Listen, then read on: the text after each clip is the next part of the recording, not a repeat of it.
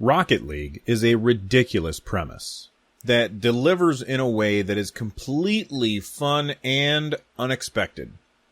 I had seen lots of people playing it online, and I wanted to check it out, but the $19.99 price point, I don't want to say that it scared me away. It just made me say, well, I'm not sure about this, so I'm going to wait for a sale. Now, I lucked out, because anyone that bought Steam-related hardware got the game for free this week. Thanks, Valve. I ended up buying the Steam Link, which comes with a controller, and then I bought a second controller so that my son and I can play games from my computer up on the TV.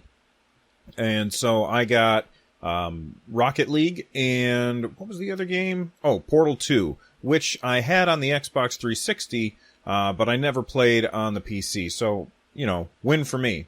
Back to Rocket League, though. The game is basically soccer, but with cars and rockets. I know it sounds stupid, but I can assure you it is not.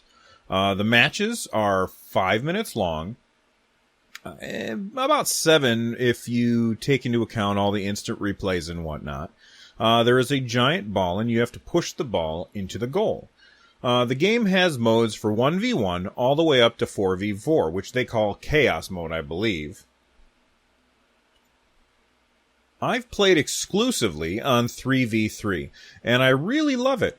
I haven't tried the others, but it feels like this might be the sweet spot.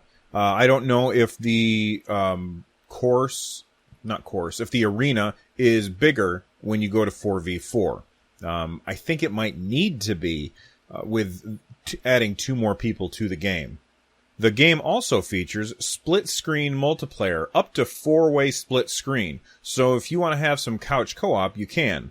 I'll probably be doing this once my Steam Link gets here. It is in November, I believe, is when it arrives. And I have the extra controllers to use on the TV. Right now, I only have one controller for my computer. It's an Xbox 360 wired controller. And I don't have a way to... I don't want to go out and buy something to hook up a second controller to my computer, knowing that the Steam Link is on the way. Rocket League is being set up by Psyonix, which is the company that makes it, as an esports title. They're already starting to have tournaments and ways to qualify for the tournaments, and I really think that they have lightning in a bottle here. Even in my very first match, just trying it out, I was able to get an amazing save. Like, I was able to get just behind the ball. The ball was halfway into the goal, and I was able to kick that ball back out. The controls are that intuitive. I'm not sure if I recorded that, but watching moments like this happen is extremely fun. And I can see this game becoming a big deal in tournament gaming. So let's talk about specifics. What makes Rocket League great? Well, it's a driving game. And it handles exactly like a driving game should. They could easily turn this into a racing game. You've got forward, reverse, power slide, jump, and boost. And you can double jump. So that is a really, really good feature. The controls are tight. The cars handle exactly the way they should. And you feel like you've got really good control over the car. So, for instance, one of the things that you can do is you can jump. And then you can use the left stick to control your car's rotation. That way you can do things like a bicycle kick. So you've got the ball coming down at you, and you jump up into the air, and then you push the stick one way or the other, and your car will start to rotate. And based on which part of the car is rotating, well, the whole car is rotating, but which part of the car comes into contact with the ball and which direction it's going, you end up directing the ball where you want it to go. It definitely takes some getting used to. It's not something that you've really ever done in a car game before, at least not for me. However, over time, I can definitely see how the muscle memory gets into your brain and makes it so that you can do these things without thinking. Right now, I'm still having to think about how I'm going to move my car around. Let's talk about the graphics. Rocket League is gorgeous, and it better be. I've got a pretty beefy machine, and I was trying to stream it on YouTube Gaming, and every other game I stream on YouTube Gaming, it's 720p, 60 frames per second. my computer could not stream this game at that frame rate and resolution. So I will I don't know that I would ever want to watch this at 30 frames per second. I'm not sure how it would look. I'll have to check that out and see how it goes. That being said, the colors in this game are bright, and it really pops out of the screen. The stadiums are detailed. I would have liked to see some more detail on the cars, but that might just be because I haven't played enough to unlock more stuff. That's one of the ways that you customize the game, is you can unlock car parts as you are going, and they don't have any effect on gameplay, just looks. So you can have your car model however it is that you want, and it'll be different from everybody else's, and it doesn't affect the gameplay, which is good. It's important. So you don't have somebody building for more speed or somebody building for higher jumps. I can see how they might have gotten trapped into trying something like that. I think that would have been a big mistake, and I'm glad that they didn't do it.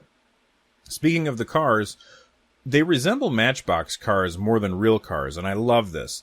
Many of the cars in the game actually remind me of Matchbox cars I had when I was a kid. Not only with their look, but the awesome way that they smash into each other without a scratch most of the time. Sometimes if you hit somebody going fast enough, they'll explode. This takes me back to when I was a kid, playing with my Matchbox collection and smashing the cars into each other at the bottom of a ramp, or putting two ramps facing each other and getting the cars to collide at the bottom on the way down. They just look really, really good. The sound in the game is great. The music isn't really stuff that I like, but it's only there during the menu, and you can turn it off at any time that you want. The cars sound powerful, and the boost sounds change depending on what kind of boost you have. So maybe you have bubbles as your boost, and this is, again, doesn't change the way it plays, it's just the way it looks. So when you hit that boost button, a bunch of soap bubbles come out of the back of your car, or maybe it's green slime, or maybe it's fire. And each type has a different sound, so that's really cool. One of the things I really like is the crowd. They really captured the idea that the crowd is cheering in the stadium, except for one. One stadium does not have a crowd, and every time I go to that stadium, I'm disappointed. All the other stadiums, you have a crowd. They are cheering. In one of them, they're doing that like a soccer chant, and it sounds great. It really makes the game feel more alive and exciting. So those are the things that are great about it. Let's talk about what isn't so great. First off, I've got zero bad to say about this game. It's fantastic. But if I were to change anything, I would say the level design. Just because it's based on soccer doesn't mean that every stadium has to be soccer field shaped. I think it'd be really cool if they added in other shapes, like a horseshoe with one goal at each end of the horseshoe, or a zigzag, or maybe like a big loop with a cross in the middle. And speaking of which, there isn't anything saying that the goals have to be at the end, or that there can only be two goals, or that there only can be two teams. What if they had levels like Mario Kart Battle Mode, but with a soccer ball and a bunch of goals all over the map? That'd be really cool. What if they had a drag race mode where every player had their own lane and ball, and you had to get your ball into the goal a long way away the fastest? Fun little mini games like that could really make a great game a fantastic game. I don't know, I'm kidding. This game is fantastic, but it could be fantasticer? I don't know if that's a word. You know what? I was wrong. I forgot something about the game that I don't like. AFK people. And it's not really the fault of the game, but the game doesn't really give you a way to deal with this. There doesn't seem to be a way to kick people out of your group for being AFK. And I had someone in an AFK for 2 matches in a row, and it was the same person. I don't know how long they were there because I left after the second match, but there needs to be a vote kick option. Or maybe there already is, and I don't know about it. In which case the developers need to find a way to surface the vote kick option up to the top so players know about it. Or just monitor how long has it been since this player has put an input into the game. And if it's been a certain amount of time, like let's say 30 seconds, and I with a 5-minute match, 30 seconds I think is enough. You're constantly pushing buttons in this. But after 30 seconds, if you haven't pushed a button in your game, you're kicked, and somebody comes in to fill in your place. And in the meantime, you've got AI to help out. Because I lost one game, it was like 10-0 because I had the AFK player on my team, and it just wasn't fun. It was irritating. So that's something that they need to fix. Too long, didn't read.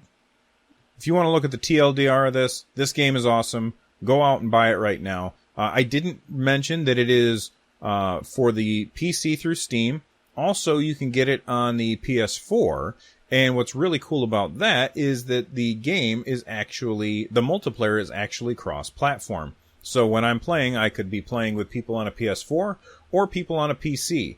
I don't think that I have any way of knowing, but I suspect that certain people, what I've noticed is that their avatar will say PSY on it, and I think that means that they're on a PlayStation, but I'm not sure, so I haven't figured that out yet. But definitely pick up the game. It's worth the $20, and it's worth more than that. I just lucked into it because I got it for free. What did you guys think of Rocket League? Make sure you leave a comment below and let me know.